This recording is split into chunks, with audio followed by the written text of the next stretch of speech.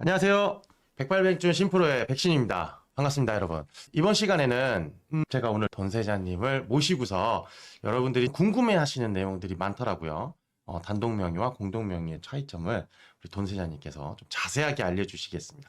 돈세자님 인사 한번 하시죠. 네, 안녕하세요. 부동산 스토리의 돈세자입니다. 어떤 점이 궁금하신가요? 네, 돈세자님 요즘에 상담을 하시는 분들, 네. 특히나 이제 좀 젊으신 분들, 네. 젊으신 분들이 이제 뭔가 새로운 자기의 실수, 네. 실거주하는 집을 네. 하거나 아니면은 투자를 할 때 네. 이걸 단독으로 해야 되나 네. 아니면 공동으로 해야 되나 네. 이 명의에 대해서 조금 궁금해 하시는 분들이 있더라고요. 굉장히 많. 그래서 오늘 이 시간에 돈세자님께서 좀 전문가이시잖아요. 이 분야에 취득세라던가 세금 분야에. 예. 그래서 장단점을 한번 네. 간략하게 좀 이 시청자분들한테 알려주시는 시간을 좀 갖겠습니다. 네. 뭐 길게 설명드릴 거는 없고요. 네. 간단하게 말씀드릴게요. 공동 명의로 했을 때 장점 보통 보면 세금 절세 효과가 있을 수 있고요. 네. 양도세 절감이 있을 수도 있고 그리고 어떻게 보면 재산 분할 용의 이거는 좀 뭐 이혼을 조장하는 건가요? 그렇죠. 이런 부분이 있을 수 있겠네요. 아, 네. 단점으로는 어떤 게 있을까요? 이제 이런 부분에 대해서 뭐 의사결정 단독이냐 공동이냐 이런 부분에 대해서 복잡할 수도 있고 또 추가적인 법률 문제가 생길 수도 있고 법률 비용 문제나 이런 부분들이 있을 수도 있고 또 뭐 증여세 문제가 있을 수도 있겠네요. 이게 사결정이 좀 복잡하고 네. 추가적인 법률 비용은 아무래도 네. 공동으로 있다가 네. 이렇게 찢어질 때 네. 이때 이제 좀 복잡하다 네, 네, 이런 거 네. 안 찢어지시면 되는 것 같아요. 그럼요. 그리고 증여세 문제도 굳이 네. 그런 문제가 있으니까 네, 네. 다만 이제 장점으로서는 이제 네. 취득세 이제 세금 네. 취득세라던가 보유세라던가 이런 것도 절세 효과도 있을 거고 네. 양도세에 대한 것도 절감이 있잖아요. 그렇죠. 그러니까 뭐 그런 점에서는 네. 조금 더 공동 명의가 네. 장점이지 않나 네, 네. 그런 게 있고 그럼 단독 명의에서는 장점과 단점 한번 말씀해 주시죠. 장점으로는 아주 간편한 소유 관리가 될 수 있고 그런 부분에서는 장점이고요. 재산의 부분에 대해서 자기 명의로 돼 있으니까 뭐 이런 부분 그리고 증여세 부분에 대해서도 이미 따로 배우자 간에는 뭐 6억 이상 증여세가 없는 부분을 뭐 따로 하지 않아도 각자 명의 돼 있으니까 그 부분에서도 또 절세가 있을 수 있겠죠. 그럼 단점으로는 어떤 게 있을까요?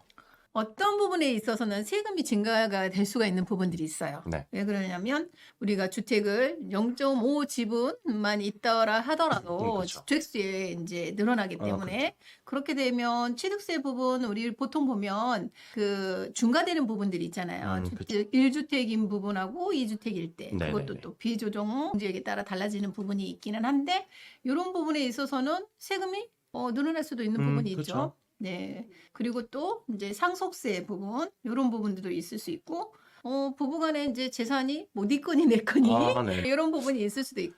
그렇죠. 네네. 그러니까 이게 지금 세금이 증가하거나 네. 상속세라던가 네. 재산 분할 같은 경우에는 제가 볼 때는 그럴 것 같아요. 그러니까 지방에 네. 매매가가 올라가지 않는 네. 어느 정도 시세가 딱 정해져 있어서 네. 뭐 10년이 지나고 20년이 지나고 네. 이런 주택이 아니라 제가 볼 때 네. 고가의 주택들이라던가 네. 이런 문제 있을 때는 이 세금이 훨씬 더 많이 증가하는 경우도 있을 그렇죠. 거고 그러면 단독 명의 있을 때는 그런 세금 증가에 대한 가능성이 네. 충분히 네. 그리고 부부간의 재산 분할도 고가의 재산을 했을 때는 또 그럼. 법률적으로 그런 그렇죠. 문제가 있다라는 거 네. 그러면 헤어지면 안 되겠죠? 그렇죠. 헤어지시면 안 돼요. 여러분 헤어지시면 안 되고 네. 우리나라 지금 저출산 국가예요. 네. 그러니까 헤어지지 마시고 네. 많이 출산을 장려하는 대한민국이 됐으면 좋겠습니다.